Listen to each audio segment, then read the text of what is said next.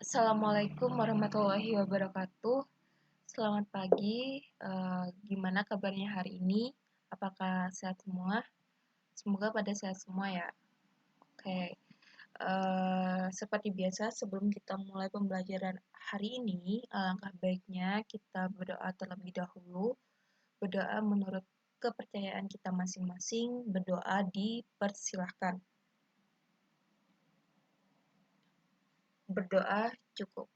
Oke, selamat datang di pertemuan hari ini. Di pertemuan hari ini, Bristi ingin mereview materi tentang jurnal penyesuaian. Sebelumnya kan juga Bu Rizky udah memberi materi ya tentang jurnal penyesuaian. Nah, pada pertemuan kali ini Bu Rizky buatkan video tentang materi dari jurnal penyesuaian supaya kalian lebih paham lagi sama materi ini. Oke. Oke, sebelumnya Bu Rizky share screen terlebih dahulu ya. Oh, share screen. Oke, jadi materi yang sekarang itu adalah tentang jurnal penyesuaian. Nah, sebelum kita bahas lebih lanjut tentang jurnal penyesuaian, kita perlu tahu dulu tentang pengertian dari jurnal penyesuaian itu sendiri atau konsep dari jurnal penyesuaian itu. Nah, yang pertama gini, sebentar. Jadi yang pertama adalah, pada akhir periode akuntansi terdapat akun-akun yang harus disesuaikan atau diperbarui agar menggambarkan kondisi sebenarnya. Jadi kayak gitu. Nah, di dalam tahapan siklus akuntansi yang pernah kita pelajari sebelumnya, itu ada tugasnya sendiri, yang tugasnya itu tuh dia memperbarui akun-akun dari buku besar, yakni dengan cara penyusunan jurnal penyesuaian. Jadi seperti itu. Jadi di dalam akuntansi itu terdapat akun-akun yang harus disesuaikan. Nah, salah satunya itu contohnya kayak misal beban dibayar di muka kayak gitu.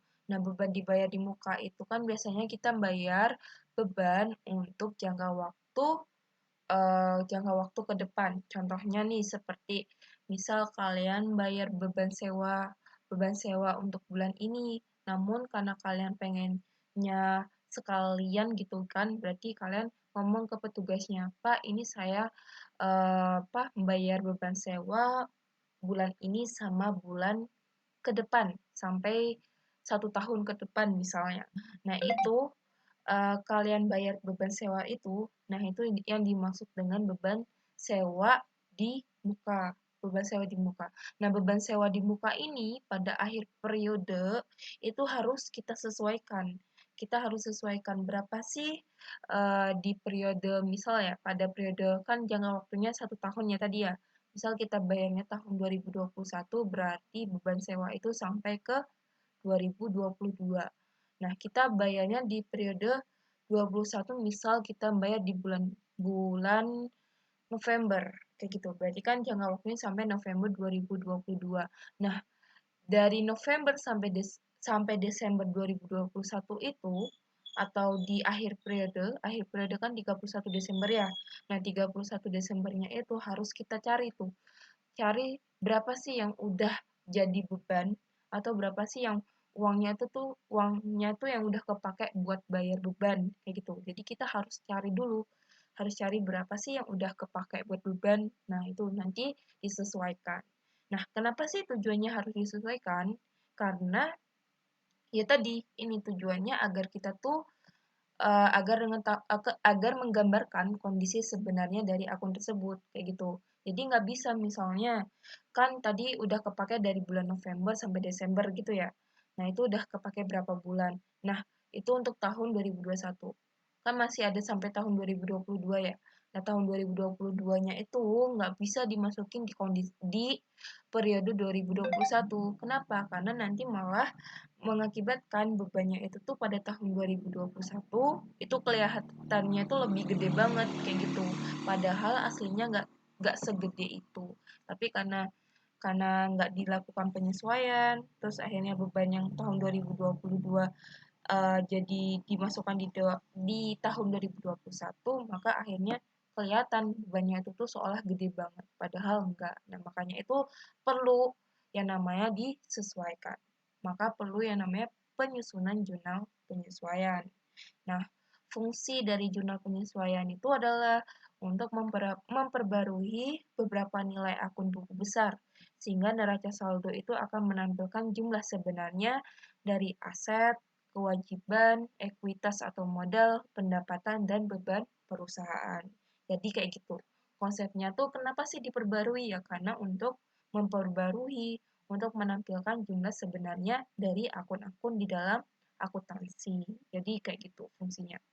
Nah, nanti setelah jurnal penyesuaian itu dibukukan, seluruh akun itu nanti akan dikelompokkan. Dikelompokkan menjadi akun real sama akun nominal. Ayo, masih ingat nggak akun real sama akun nominal itu yang kayak gimana? Kita pernah bahas ya di awal-awal pertemuan itu. Masih ingat ya? Oke, jadi nanti akun real itu tuh akun yang meliputi akun aktiva sama akun pasiva. Akun aktiva itu kan harta ya, harta-harta kayak gitu. Kalau yang pasiva itu berarti utang sama kewajiban. Nah, akun real itu nanti akan dicatat pada laporan keuangan neraca. Sedangkan akun nominal, hayo, ada yang masih ingat akun nominal itu seperti apa? Oke, masih ingat ya, kalau akun nominal itu akun yang meliputi akun pendapatan sama akun beban. Nah, akun nominal ini nanti dicatat pada laporan laba rugi. Jadi kayak gitu konsepnya dari jurnal penyesuaian. Paham ya? Oke. Nah, kita next ke akun-akun yang perlu disesuaikan. Jadi di dalam akuntansi itu terdapat akun-akun yang perlu disesuaikan dan umumnya itu meliputi 6 akun ini. Jadi yang pertama, beban dibayar di muka. Beban dibayar di muka itu contohnya tadi kita membayar beban yang harusnya bulan ini tapi dirangkep untuk beberapa periode ke depan. Jadi itu yang dimaksud dengan beban dibayar di muka. Sedangkan yang kedua adalah pendapatan yang diterima di muka. Jadi contohnya kalau diilustrasikan itu misal kita nerima pendapatan terlebih dahulu, sedangkan pekerjaan yang harus kita selesaikan itu belum selesai. Jadi kita menerima uang atau menerima pendapatan terlebih dahulu dari pelanggan, sedangkan pekerjaannya kita belum selesai. Itu namanya pendapatan diterima di muka. Kemudian yang ketiga, pendapatan yang masih harus diterima. Kalau yang ini kebalikannya. Kalau yang tadi kan kita belum menyelesaikan tapi udah diterima. Kalau yang ini kita udah menyelesaikan tugasnya kita, pekerjaan kita, dan sudah diserahkan ke pelanggan, cuman kita belum menerima pendapatan dari si pelanggan. Jadi kayak gitu, kebalikannya. Terus yang selanjutnya adalah beban yang masih harus dibayar. Jadi contohnya kayak misal harusnya bayar beban di bulan ini cuman karena ada alasan atau halangan tertentu sehingga belum sempat terbayar. Jadi kayak istilahnya kayak nunggak kayak gitu, nunggak beban. Jadi itu. Kemudian penyusutan peralatan atau aset tetap seperti yang Bu Risti jelaskan sebelumnya. Kalau peralatan itu kan dia nggak habis pakai, cuman dia akan mengalami penyusutan nilai kayak gitu. Nah, ini nanti penyusutan nilainya itu juga disesuaikan di dalam akuntansi kayak gitu. Dan selanjutnya adalah pemakaian perlengkapan. Jadi pemakaian perlengkapan itu nanti juga perlu yang namanya disesuaikan. Jadi akun-akun ini 6 akun ini yang umumnya itu biasanya yang sering disesuaikan. Jadi seperti itu. Oke, kita bahas satu-satu ya. Oke, yang pertama adalah pemakaian perlengkapan. Jadi perlengkapan merupakan harta yang dimiliki oleh perusahaan untuk masa penggunaan kurang dari 1 tahun.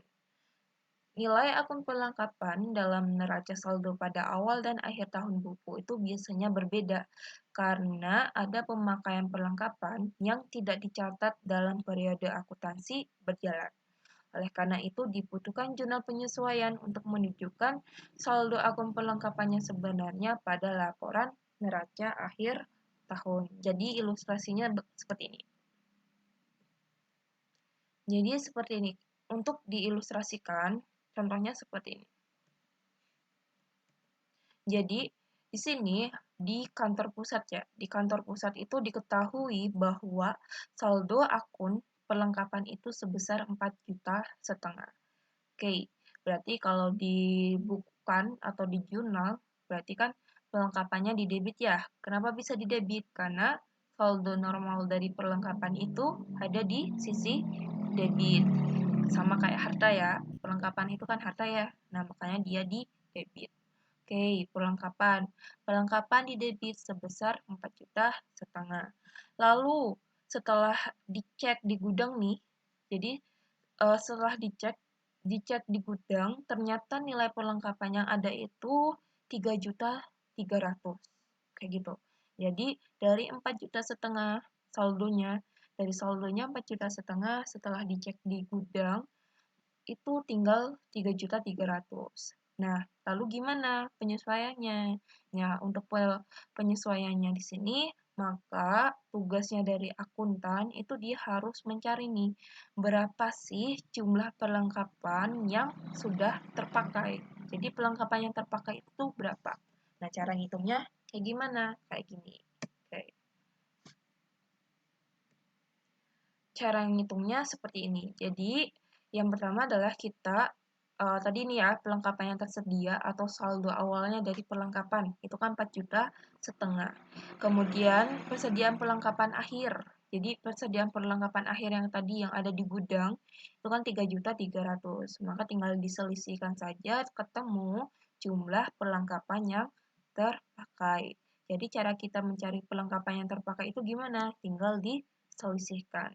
Lalu jurnal penyesuaiannya seperti apa? Seperti ini.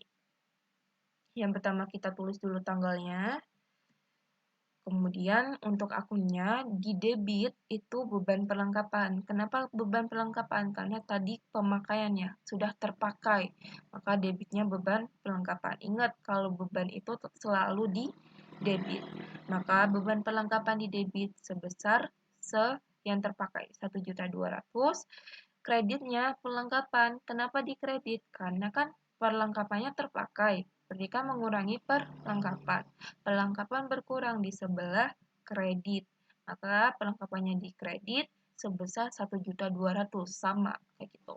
Jadi ini untuk jurnal penyesuaiannya. Paham sampai sini? Paham ya? Oke, kita next ke beban yang masih harus dibayar. Contohnya nih, di sini beban yang masih harus dibayar itu adalah beban atau kewajiban yang sudah terjadi tapi belum dicatat karena belum dibayar. Contohnya di sini ada perusahaan itu melakukan pembayaran gaji setiap minggu sebesar 1,2 juta. Pembayaran ini dilakukan tiap hari Sabtu.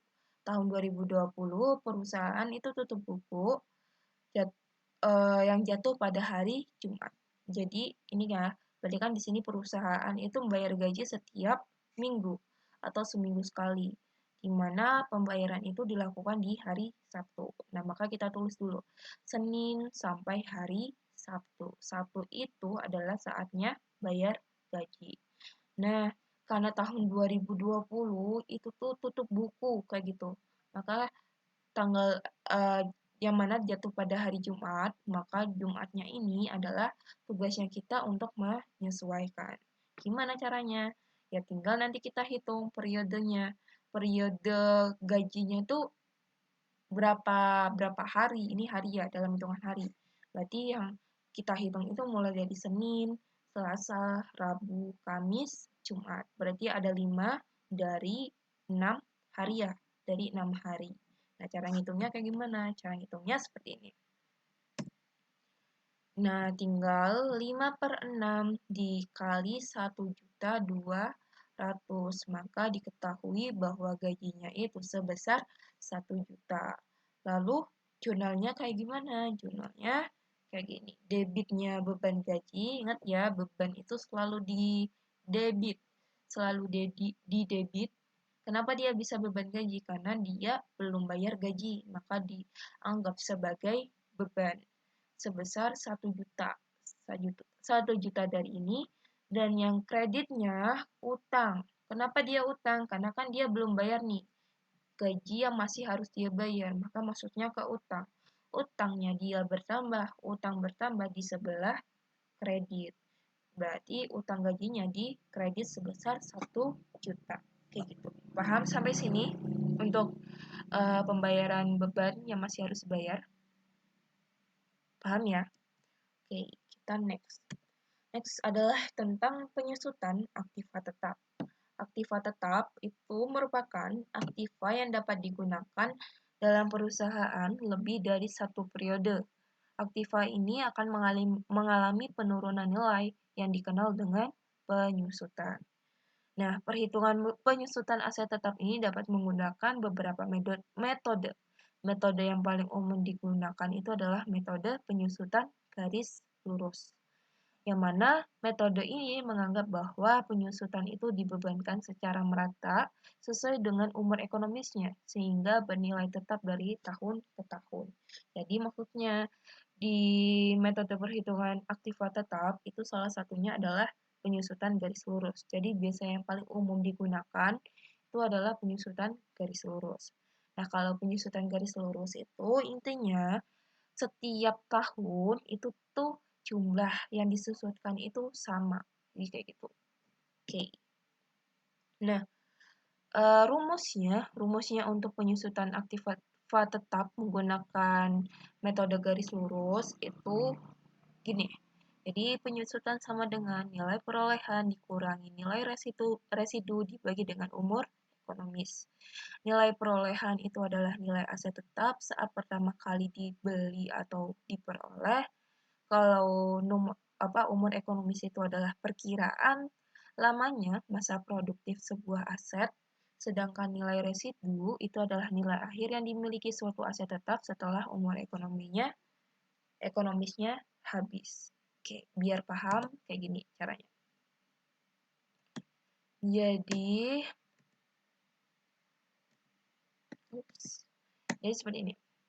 Jadi ada ilustrasi, 1 April 2008 dibeli mobil sebesar 125 juta, yang mana masa manfaatnya itu adalah 4 tahun, dan nilai residunya adalah 5 juta. Oke, karena dia belinya tahun 2008 ya. 2008 untuk jangka waktu 4 tahun, berarti sampai 1 April 2012. Nah, ingat, setiap tahun itu kan harus disesuaikan ya. Setiap akhir periode itu harus disesuaikan. Maka untuk akhir periode di tahun 2028 atau 31 Desember 2028 ini harus kita sesuaikan. Jadi harus kita sesuaikan. Caranya kayak gimana? Caranya seperti ini. Jadi kayak gini. Tadi kan nilai ekonomis untuk mobil itu 4 tahun ya. Nah, di mana tadi nilai perolehannya itu adalah 125 dikurangi nilai residunya, maka ketemu 120 juta. Lalu kita bagi dulu penyusutannya untuk per tahun. Tadi kan untuk jangka waktu 4 tahun ya. Berarti 120 juta dibagi 4 ketemu penyusutannya setiap tahun itu 30 juta. Oke. Lalu kalau dicari per bulan, maka tinggal dibagi 12. Ketemunya 2,5 juta. Oke, karena kan tadi dia belinya tahun April ya. April kemudian penyesuaiannya itu 31 Desember. Nah, berarti kita hitung aja April, Mei, Juni, Juli, Agustus, September, Oktober, November, Desember itu kan ada 9 bulan ya. Berarti 9 kali 2,5 juta yang per bulannya itu ketemunya 22,5 juta.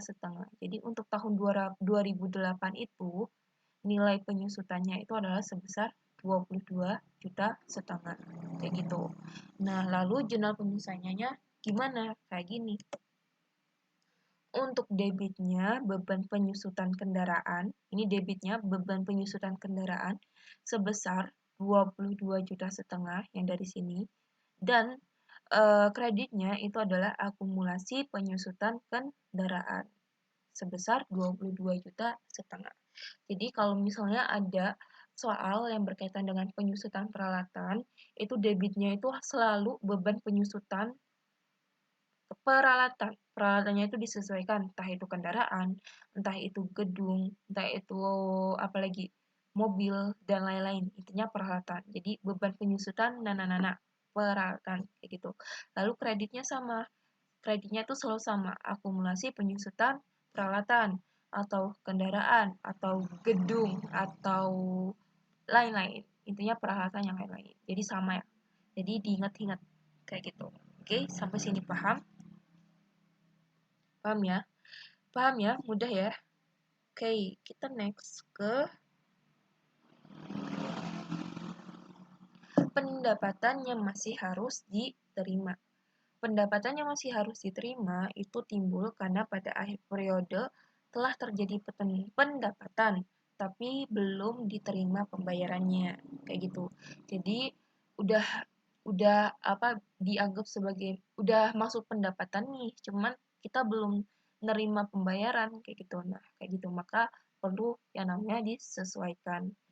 Penyesuaian pendapatan yang ini nanti akan menambah pendapatan selama periode akuntansi berjalan. Jadi kayak gitu. Uh, adanya penyesuaian di pendapatan yang masih harus diterima nanti selama periode akuntansi dan setelah dibayar itu akan menerima pendapatan. Jadi pendapatannya itu akan bertambah dan kasnya juga akan bertambah kayak gitu. Tapi untuk jumlah penyesuaiannya kayak gini. Contohnya seperti ini, ada ilustrasi pada 31 Desember 2017 masih harus diterima pendapatan sewa gedung untuk bulan Agustus sampai Desember 2017 sebesar 1 juta per bulan. Lalu untuk jurnal penyesuaiannya kayak gimana? Kayak gini. Untuk debitnya piutang sewa. Kenapa dia piutang sewa? Karena dia kan intinya dia udah menyelesaikan pekerjaannya, cuman belum dibayar. Kayak gitu. Berarti kan istilahnya kayak perusahaan itu masih ngutangi si pelanggan. Kalau ngutangin itu kan berarti dia piutang ya. Nah, makanya di sini piutangnya bertambah. Piutang bertambah di sebelah debit sebesar 5 juta. 5 juta dari mana? 5 juta dari 5 Agustus sampai Desember ada berapa bulan? Agustus, September, Oktober, November, Desember. Ada 5 bulan. 5 bulan kali sejuta. Ketemunya 5 juta. Lalu kreditnya apa? Kreditnya tadi menambah pendapatannya dia. Menambah pendapatan bertambah di sebelah kredit sebesar sama 5 juta. Dari tadi 5 dikali 1 juta. Oke. Jadi kalau misalnya ada soal yang berkaitan dengan pendapatan yang masih harus diterima, itu debitnya piutang, kreditnya pendapatan. Tinggal disesuaikan aja. Oke, sampai sini paham? Oke, next ya. Nah, selanjutnya adalah beban dibayar di muka. Jadi, beban dibayar di muka itu apa? Jadi, ketika atau apabila satu perusahaan itu melakukan pembayaran terlebih dahulu atau pembayaran di muka untuk suatu beban, dan pembayaran tersebut itu melebihi satu periode akuntansi. Contoh, sewa dibayar di muka, iklan dibayar di muka, asuransi dibayar di muka, bunga dibayar di muka, dan lain-lain. Nah, pencatatan beban dibayar di muka ini dapat dilakukan dengan dua cara, yakni sebagai aset dan dicatat sebagai beban. Nah, ini dua cara ini memiliki jurnal penyesuaian yang berbeda. Contohnya kayak gini.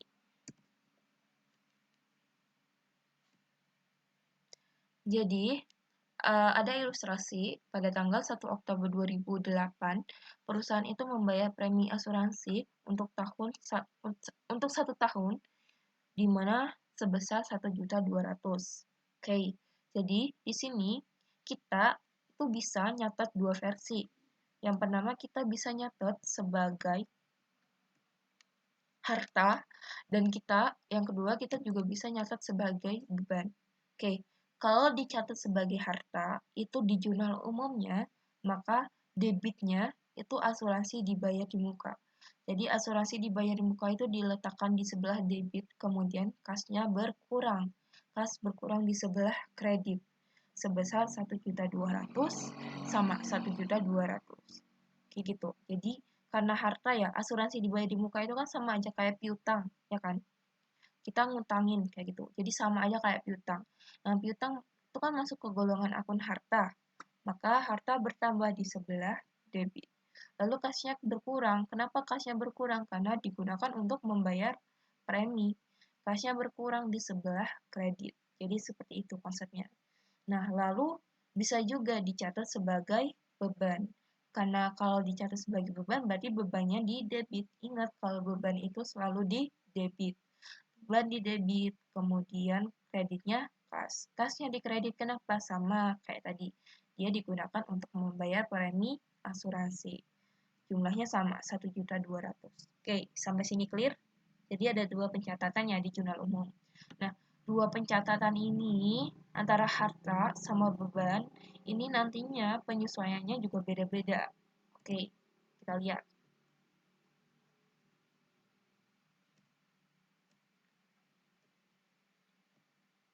Oke, jadi yang perlu kalian perhatikan di sini kalau misalnya ada soal seperti itu, maka kalian bikin tarik garis seperti ini aja biar mudah.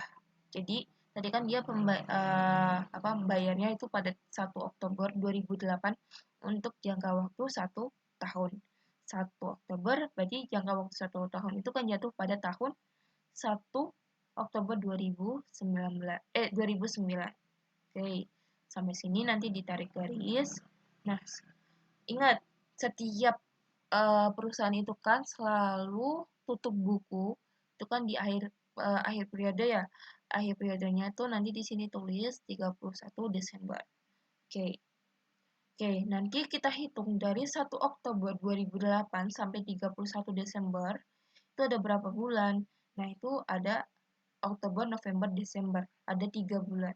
Nah, 3 bulan dibagi 1 tahun, yaitu 12 bulan kali 1.200.000, maka ketemunya 300. Kemudian sisanya 12 kan udah kepake 3 bulan. Berarti dari 12 bulan dikurangi 3 bulan ketemunya 9 bulan. Maka 9 bulan kali 1.200.000 ketemunya 900. Nah, yang perlu diperhatikan dari 1 Oktober 2008 sampai akhir periode itu dia dianggap sudah terpakai menjadi beban. Jadi yang 3 bulan ini dia dianggap sebagai beban. Oke, clear? Nah, dari sisanya yang 9 bulan ini, Desember sampai nanti jatuh temponya itu atau 9 bulan ini, dia dianggap sebagai nilai harta atau yang belum menjadi beban kayak gitu. Jadi belum terpakai sebagai beban.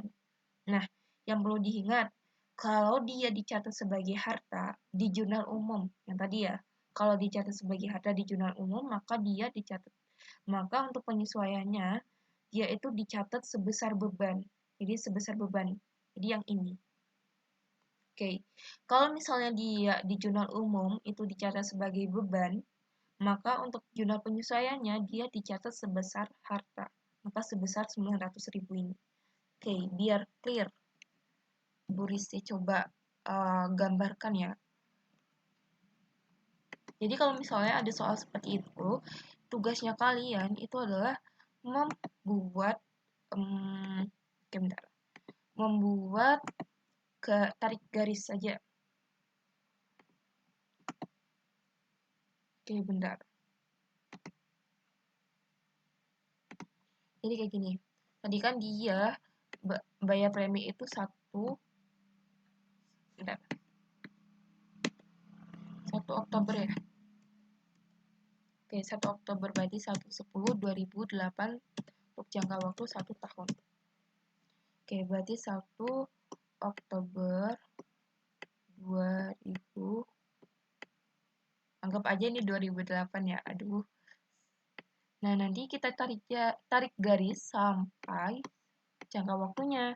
Jadi kan jangka waktunya 1 tahun ya, berarti 1 Oktober 2009. Nah, ingat, setiap perusahaan itu kan selalu tutup buku itu di akhir periode. Akhir periode itu kan 31 Desember. Nah, 31 Desember. Ini untuk tahun 2008. Nah, dari 1 Oktober 2008 sampai 31 Desember 2008 ini harus kita coba cari penyesuaiannya itu berapa. Kita harus cari berapa sih jumlah beban yang sudah terpakai, kayak gitu. Caranya gimana? Nah, tinggal kita cari. Dari 1 Oktober sampai Desember, sampai Desember ini tuh ada berapa bulan? Oke, Oktober, November, Desember. Ada 3 bulan. Berarti di sini 3 bulan. 3 bulan ya. Oke, tadi kan satu tahun ya, 1 tahun ada 12 bulan. Karena di sini udah 3 bulan, maka di sini tinggal selisihnya. 12 dikurangi 3, ketemunya 9 bulan. Oke, sampai sini clear? Clear ya? Nah, yang 3 bulan sama 9 bulan ini kita cari masing-masing. Kayak gitu. Cara nyarinya kayak gimana? Pertama, yang 3 bulan dikali jangka waktu setahun atau 12 bulan. Dikali 1.200.000.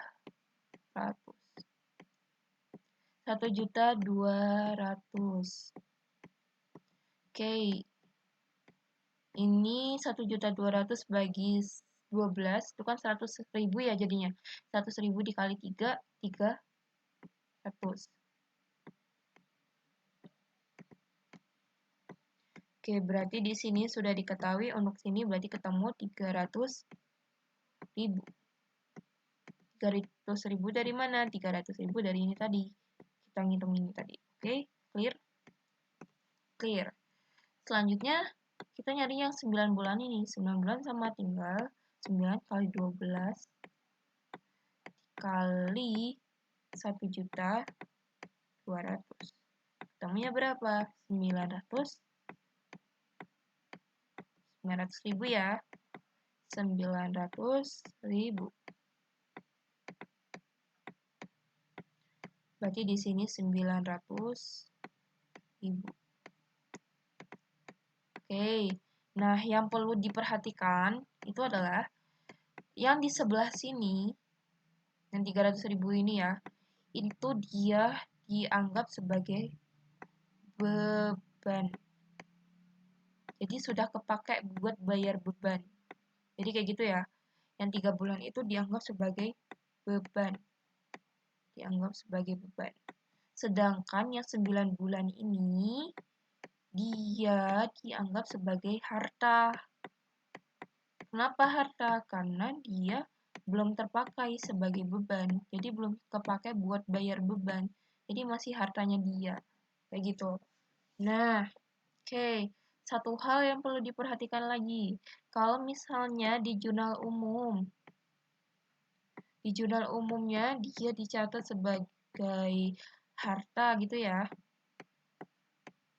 Maka untuk AJP-nya atau jurnal penyesuaiannya dia itu dicatat sebesar beban. Jadi dicatat sebesar 300.000 ini, kayak gitu. Kemudian kalau misalnya jurnal umumnya itu dicatat sebagai beban. Ya dicatat sebagai beban. Maka AJP-nya kebalikannya dicatat sebagai harta. Jadi ini sebesar 900.000 ini. Oke? Jadi ini yang perlu diperhatikan.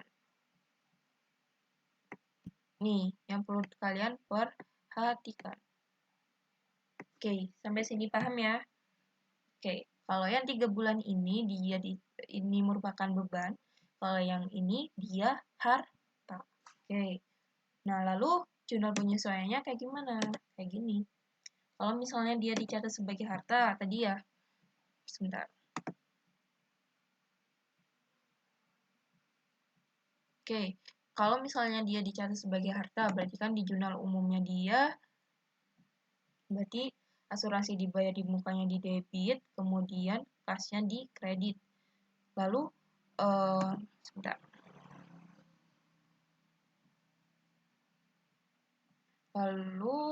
Lalu apa? Beban asuransi. Lalu jurnal penyesuaiannya, dia kalau dicatat sebagai harta, maka debitnya itu di jurnal penyesuaian itu di debit. Jadi debitnya itu adalah beban asuransi.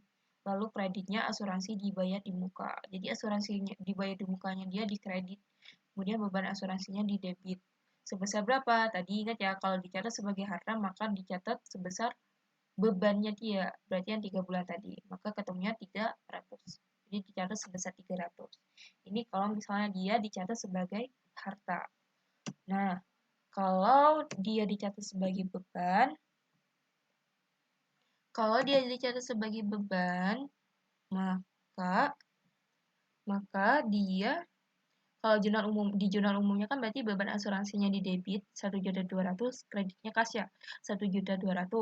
Nah, kalau di jurnal penyesuaiannya asuransi dibayar di bukanya dia di debit kayak gitu. Kemudian kreditnya beban asuransi sebesar berapa? Sebesar yang tadi yang menjadi harta.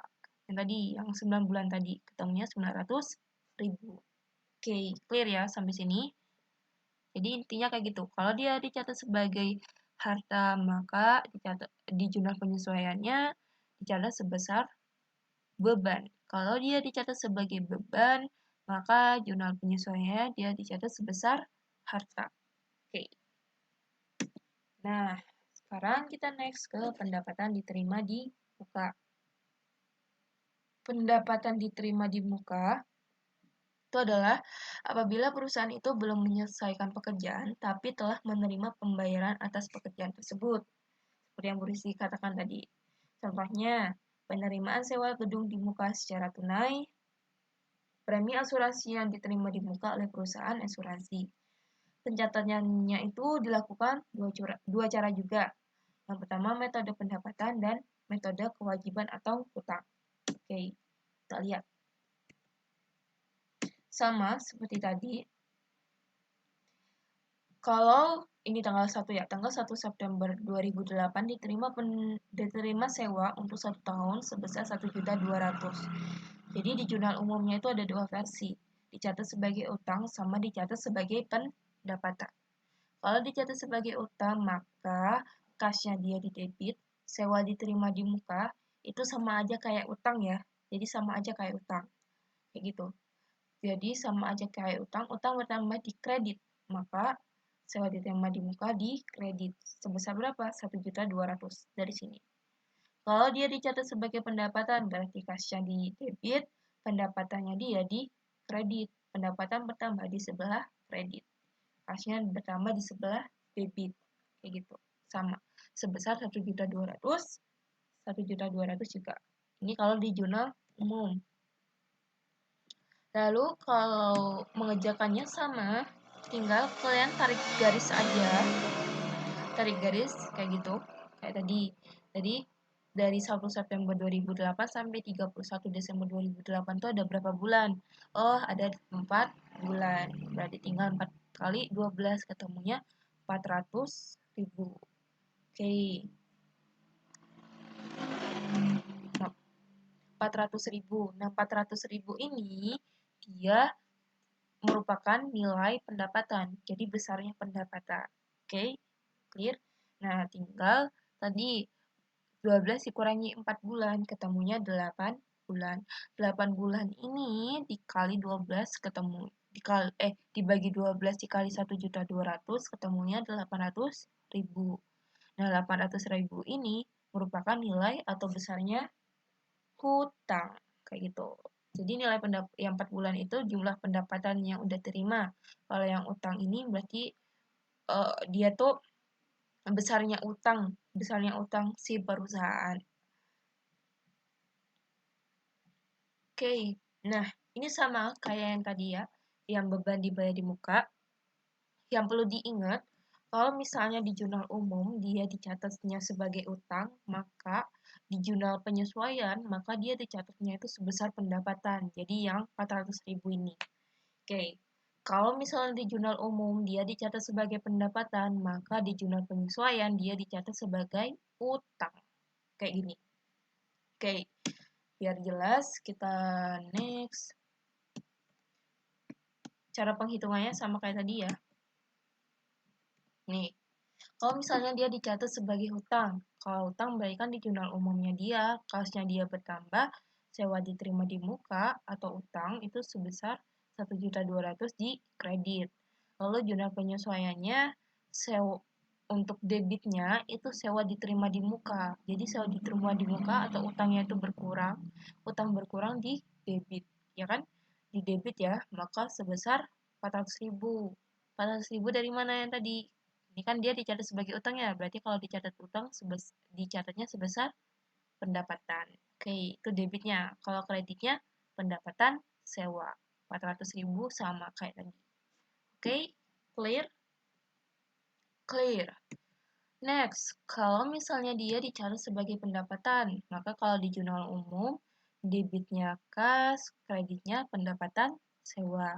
Sama ya, kenapa dia bisa kasnya di debit? Karena kan dia menerima uang tunai. Berarti uang tunai itu kan menambah kasnya dia. Oke, kenapa pendapatan sewanya di kredit?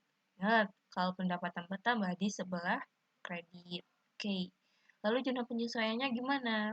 Jurnal penyesuaiannya berarti pendapatan sewanya dia di debit. Kenapa? Karena kan tadi udah dianggap sebagai pendapatan sewa ya. Nah, nanti kalau misalnya udah selesai berarti pendapatan sewanya dia berkurang di sebelah debit. Lalu kreditnya apa? Kreditnya sewa diterima di muka dia. Sewa diterima muka atau utangnya tadi. Sebesar 800.000. 800.000 dari mana? Tadi sebesar, kalau dicatat sebagai pendapatan berarti di jurnal penyesuaiannya dia dicatat sebesar apa? Sebesar utang. Oke? Sampai sini paham? Paham ya? Oke, contohnya berisi kasih contohnya nih. Contoh untuk transaksinya. Jadi ini transaksi yang dulu kita pernah bahas. Sini kan di sini Bu Rizky tambahkan satu transaksi di soal awal ya. Jadi tanggal 29 itu Bu Rizky masukin transaksi berupa dibayar sewa iklan untuk jangka waktu 1 tahun sebesar 1.200.000. Ini tanggal 29. Maka di persamaan dasar akuntansinya nambah ya di tanggal 29.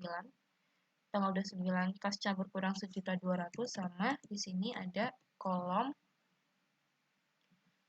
untuk oke, kurang. Di sini ada kolom untuk sewa iklan dibayar di muka. Oke. Ini untuk kolom sewa iklan dibayar di muka. Dia masuk di tanggal 29, maka 29 dia dimasukin 1.200.000. Lalu sama yang lainnya sama, tinggal disaldoin semua. Dan hasilnya kalau aktifanya itu dia jumlahnya 20 juta setengah dan pasifanya sama 20 juta setengah. Oke, ini untuk persamaan dasar akuntansinya. Jurnal umumnya dia juga berubah karena Bu Rizky tadi ditambahin tanggal 29 ya, berarti di sini ditambah juga 29. Sewa iklan dibayar di muka sama kasnya kredit. Ingat, berarti di sini Bu Rizky nyatanya sebagai apa? Catat sebagai harta ya. Kenapa dia harta? Karena di sini sewa iklan dibayar di muka itu ada di sebelah debit. Kreditnya kas. Ingat ya, diingat-ingat. Borisi di sini nyatetnya sewa iklan dibayar di muka itu sebagai harta, hartanya di debit. Kalau misalnya Borisi nyatet sebagai beban berarti di sini Borisi debitnya beban iklan dibayar di muka. Kayak gitu. Clear sampai sini? Paham ya? Cuma di sini Bu Rizky nyatanya sebagai harta. Oke, clear. Lalu di buku besarnya Bu Rizky tambahkan untuk kolom sewa iklan dibayar di muka. Nih, dia saldonya 1.200.000 di debit. Oke. Neraca saldonya juga sama, tambah satu kolom untuk sewa iklan dibayar di muka. Oke. Jadi gitu ya. Jadi Bu Rizky tambahkan biar ada transaksi yang berkaitan dengan dibayar di muka. Oke. Selanjutnya, kita masuk ke ayat jurnal penyesuaiannya. Jadi kayak gini. Di sini ada data penyesuaian ya. Jadi setiap mau disesuaikan itu selalu ada data penyesuaiannya. Kayak gitu. Nah, data penyesuaiannya yang pertama adalah nih, penyesuaian SEO iklan dibayar di muka pada akhir periode. Kayak gitu. Oke. Caranya gimana? Ini kan tadi transaksinya ya. Transaksinya tanggal 29 Mei dibayar sewa iklan untuk jangka waktu 1 tahun sebesar 1.200.000. Itu tadi di soal awal.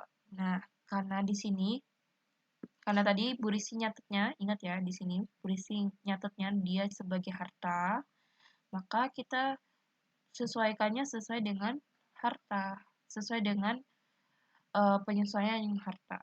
Berarti caranya gimana? Tinggal kita cari dari Mei 2021 sampai Desember 2021 itu ada berapa bulan? Oh, ada 8 bulan. Maka tinggal 8 dibagi 12 dikali 1.200.000. Ketemunya 800.000. Maka penyesuaiannya kalau itu berarti beban sewa iklan dibayar di muka, iklan dibayar di muka, kredit. Oke. Atau kayak gini. Oke. Kalau dicoret-coret tuh seperti ini. Bentar ya. Oke, Bu Rizky copy dulu soalnya. Soalnya ini bikinnya Excel, jadi bingung buat nyoret-nyoret, Bu Rizky coret di ini ya, di PowerPoint. Jadi kalau misalnya dikerjain, bentar.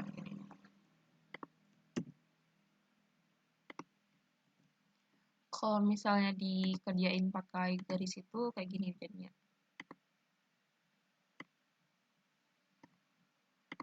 Oke, jadi ada soal kayak gini. Maka kalau kita bikin garis itu kayak gini jadinya. Oke, tanggal 29 Mei 2021 ya tadi ya. Berarti 29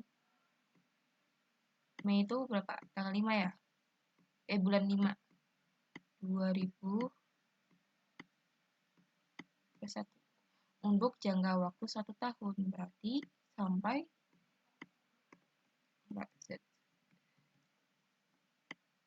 29 Mei 2022. Oke, ingat selalu ada penyesuaian atau tutup buku di akhir periode. Jadi akhir periode 2021. Oke, dari Mei sampai Desember ada berapa bulan? Ada 8 bulan. Berarti sisanya berapa? 12 dikurangi 8. 4. Ya kan? 4 bulan. Oke, nah kita nyari yang 8 bulan ini. 8 dibagi 12 dikali 1.200.000. Berapa hasilnya? Hasilnya 800.000. Oke, berarti ini udah diketahui 800.000.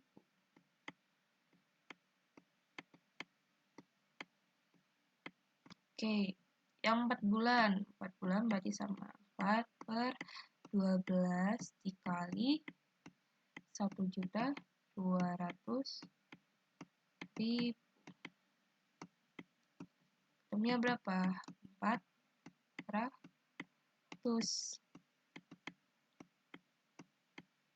400.000. Ingat, kalau yang 800.000 berarti dia apa? Ini yang beban.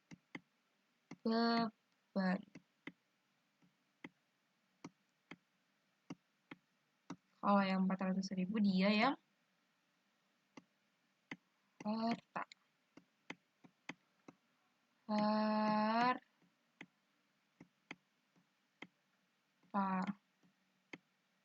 Oke, nah karena di sini tadi Bu Rizky nyatetnya sebagai harta ya, berarti kalau misalnya di jurnal umum dia nyatetnya sebagai harta, maka di AJP-nya dia nyatet sebesar berapa? Sebesar beban. Jadi sebesar beban, berarti yang mana dong? Yang 800.000. Jadi yang 800.000. Oke, jadi jawabannya ya sampai sini clear ya. Oke, makanya dia debitnya 800.000, ininya 800.000. Jadi kenapa bisa 800.000? Caranya kayak tadi ya. Paham? Oke. Terus yang kedua. Yang kedua adalah beban gaji yang belum dibayar itu adalah 1 juta. Oke, kalau ada yang kayak gini, berarti kan beban yang masih harus dibayar ya. Berarti debitnya apa? Tadi debitnya beban gaji, kayak gitu. Kreditnya apa? Utang gaji. Sebesar berapa? Sebesar 1 juta yang ini. Clear? Clear. Terus yang tiga itu adalah pelengkapan yang masih tersisa itu sebesar 5 juta. Oke, nah kalau kayak gini berarti kita harus nyari dulu berapa sih jumlah perlengkapan yang terpakai. Caranya gimana tadi? Saldonya dikurangi dengan perlengkapan yang tersisa. Berarti 8 juta setengah dikurangi 5 juta. Ketemunya 3 juta setengah.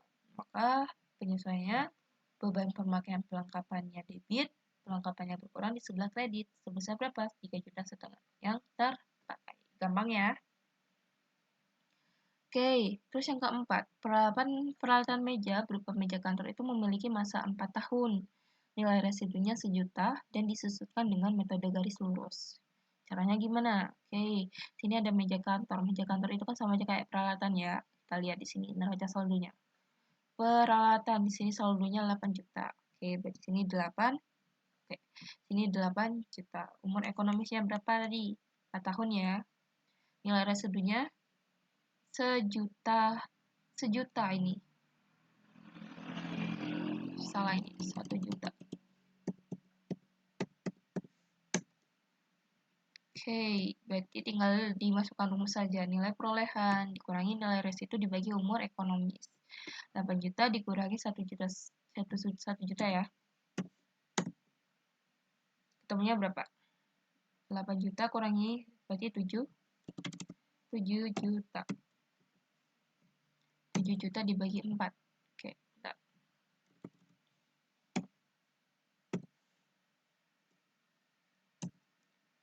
Rp1.750.000. Oke, 1.750.000. Jadi di sini 1.750.000. Debitnya apa? Debitnya beban penyusutan peralatan, kreditnya akumulasi penyusutan peralatan. Besarnya sebesar yang kelengkapan itu terpakai.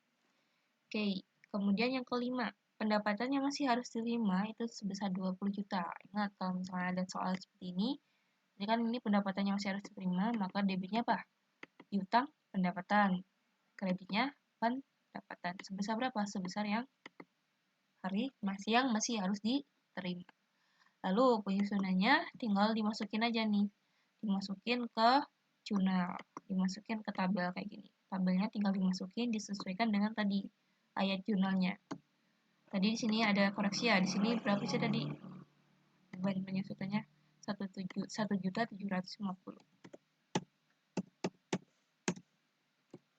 Oke, 1.750.000. Oke, nah yang perlu diperhatikan kalau udah dimasukin antara debit sama kreditnya sama nggak saldonya. Kalau misalnya dia sama, berarti dia betul. Kalau dia nggak sama, berarti ada salah perhitungan di pekerjaan kalian. Kalau misalnya kalian mengerjakan. Oke, sampai sini paham?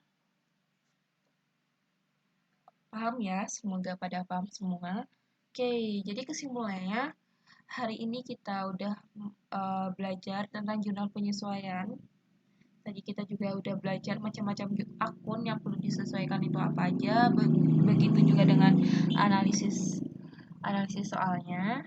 Oke, Bu Rizky harap apa yang telah disampaikan ini kalian paham ya. Kalau misalnya kalian masih kurang paham, silahkan tanya aja langsung ke Bu Rizky atau ke Bu Mus lewat Japri WA. Oke. Untuk pertemuan kali ini cukup sekian ya. Semoga bermanfaat pembelajaran hari ini.